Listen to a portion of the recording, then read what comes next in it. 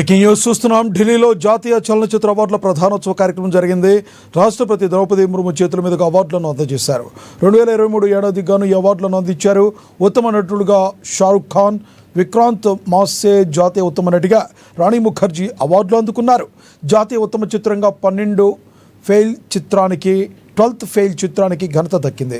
తెలుగులో ఉత్తమ చిత్రంగా బాలకృష్ణ నటించిన భగవత్ కేసరి జాతీయ అవార్డు చేజిక్కించుకుంది. Best action direction, stunts choreography award Hanuman movie సొంతం చేసుకుంది. బలగం చిత్రంలోని ఊరు పల్లెటూరు పాట అనే పాటకు బెస్ట్ లిరిక్స్ విభాగంలో అవార్డు దక్కింది.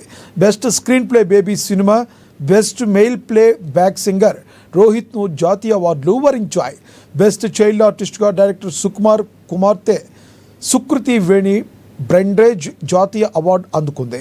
ఉత్తమ చిత్రం animation, visuals, gaming and comic విభాగంలో హనుమాన్ నేషనల్ అవార్డును సాధించింది. ఇదే విషయానికి సంబంధించి మరింత సమాచారాన్ని మా ఫిల్మ్ రిపోర్టర్ అశోక్ లైవ్ ద్వారా అందిస్తారు. అశోక్, చెప్పండి, ఒక రకంగా చెప్పాలంటే తెలుగు సినిమాకి అవార్డు పంట పండి అనుకోవచ్చా? Thank you. నాకు 71వ జాతీయ అవార్డుల ప్రదానోత్సవం ఢిల్లీ వేదికగా చాలా ఘనంగా జరిగింది. విజ్ఞాన్ భవన్లో జరిగినటువంటి ఈ కార్యక్రమంలో చాలా మంది సినిమా పాన్ ఇండియా లెవెల్లో ఉన్నటువంటి సినిమా అతిరాధ మహారాజులు పాల్గొన్నారు. అవార్డు గ్రహీతలు కూడా కుటుంబ సభ్యులతో కూడా రావడం జరిగింది. ఈ కార్యక్రమంలో రాష్ట్రపతి ద్రౌపది ముర్ము చేతుల మీదుగా ఈ అవార్డుల ప్రదానోత్సవం జరిగింది. ఈ కార్యక్రమంలో కేంద్ర మంత్రి అశ్విని వైష్ణవ్ కూడా పాల్గొన్నారు.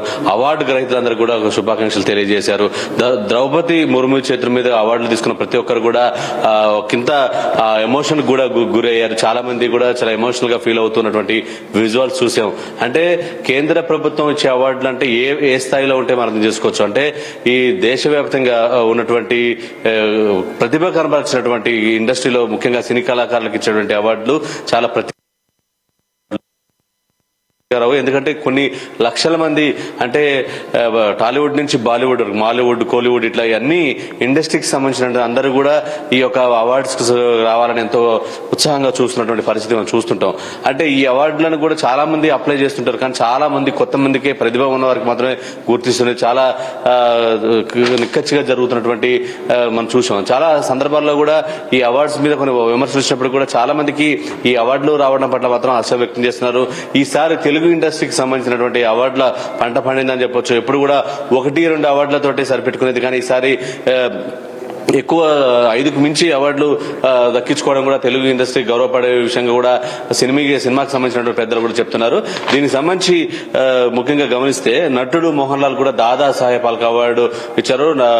దాదా సాహెబ్ ఫాల్కే అవార్డు చాలా అరుదుగా ఇస్తూ ఉంటారు. అయితే అంటే ఇండస్ట్రీలో దాదాపు 50 సంవత్సరాలు ప్రతిభ కనవలసినటువంటి వ్యక్తులకు అందరికి కూడా ఇస్తారు. అంటే ఆయన ఒక తెలుగు మలయాళం సూపర్ స్టార్ కాకుండా తెలుగులో మలయాళం, కన్నడ, సౌత్ లాంగ్వేజ్ తో పాటు అలాగే బాలీవుడ్ సినిమాలో కూడా నటించాడు. ఎన్నో సేవా కార్యక్రమాలు చేశాడు, సినిమాల్లో కూడా చేశారు.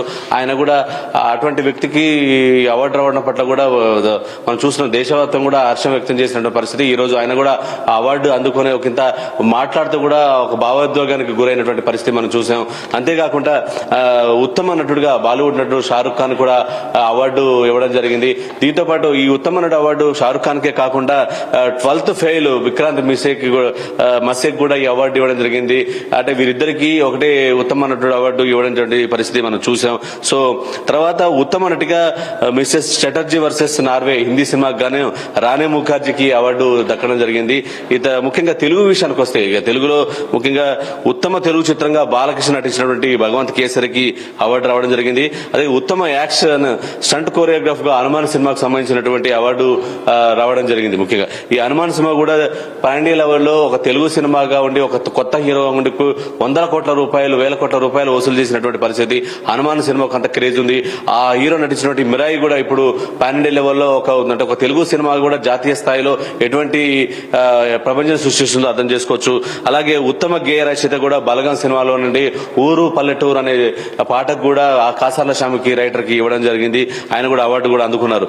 ఉత్తమ తమిళ చిత్రంగా పార్కింగ్ సినిమాకి దక్కించుకుంది. అలాగే తొలుత ఈ అవార్డ్స్ లో కూడా ముఖ్యంగా తొలుత నాన్ ఫీచర్ సంబంధించినటువంటి వ్యక్తులకందరూ కూడా అవార్డులు ప్రదానం చేశారు. ఆ తర్వాత సినిమాకి సంబంధించినటువంటి ఫీచర్ ఫిల్మ్స్ కూడా అవ్వడం జరిగింది. దీని తర్వాత ఇంకో విషయం ఏంటంటే సుకుమార్ వారసురాలుగా వచ్చినటువంటి అంటే డైరెక్టర్ సుకుమార్ పుష్ప తోటి ఎటువంటి క్రేజ్ వచ్చిందో తెలుసు బాలీవుడ్ స్థాయిలో కూడా. అటువంటి వాళ్ళ కూతురు కూడా మొదటిగా నటించినటువంటి గాంధీ తాత చెట్టు సినిమాకి కూడా సుకృతి వేణికి కూడా అవార్డు రావడం, అది ఫస్ట్ సినిమా ఫస్ట్ వ్యక్తికి రావడం కూడా ఇది ఒక గొప్ప విషయంగా కూడా మనం చెప్పవచ్చు. ఈ యానిమేషన్ గేమింగ్ విభాగంలో కూడా మనకు అవార్డు రావడం జరిగింది, తీసుకోవడం జరిగింది. మన తెలుగు సంబంధించినటువంటి రోహిత్ కూడా ఒక బెస్ట్ ప్లేబ్యాక్ సింగర్ కూడా అవార్డు తీసుకోవడం జరిగింది. ఈ అవార్డుల పట్ల తెలుగు ఇండస్ట్రీకి ఈ అవార్డులు ఎక్కువ రావడము ఇదే తొలితే ఫస్ట్ కాకపోయినప్పటికీ కూడా ఈసారి అంటే ఎక్కువ పోటీ ఉండడం, అంటే బాలీవుడ్ స్థాయిలో కూడా మన సినిమాలు వెళ్తూ అక్కడ పోటీ ఇవ్వడం పరిస్థితి చూసాం. అటువంటి క్రమంలో ఈ అవార్డులు రావడం పట్ల కూడా చాలా మంది హర్షం వ్యక్తం చేస్తున్నారు. బేబీ సినిమా కూడా సాయి రాజేష్ కూడా బెస్ట్ స్క్రీన్ ప్లే అవార్డు కూడా సొంతం చేసుకున్నాడు. 2023 సంవత్సరానికి ఇచ్చినటువంటి అవార్డ్స్ ఇవి. 2025లో ప్రతిభా కనిపించిన కూడా కొంతమందికి వ్యక్తులకు కూడా ఇవ్వడం జరిగింది.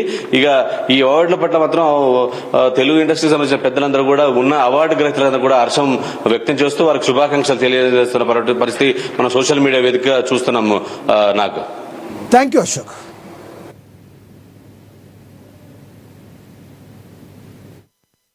His moral core with innocence and sincerity. सर्वश्रेष्ठ पटकथा श्रेणी में मौलिक लेखन के लिए तेलुगु फिल्म बेबी के पटकथा लेखक श्री साई राजेश नीलम को रजत कमल का सम्मान.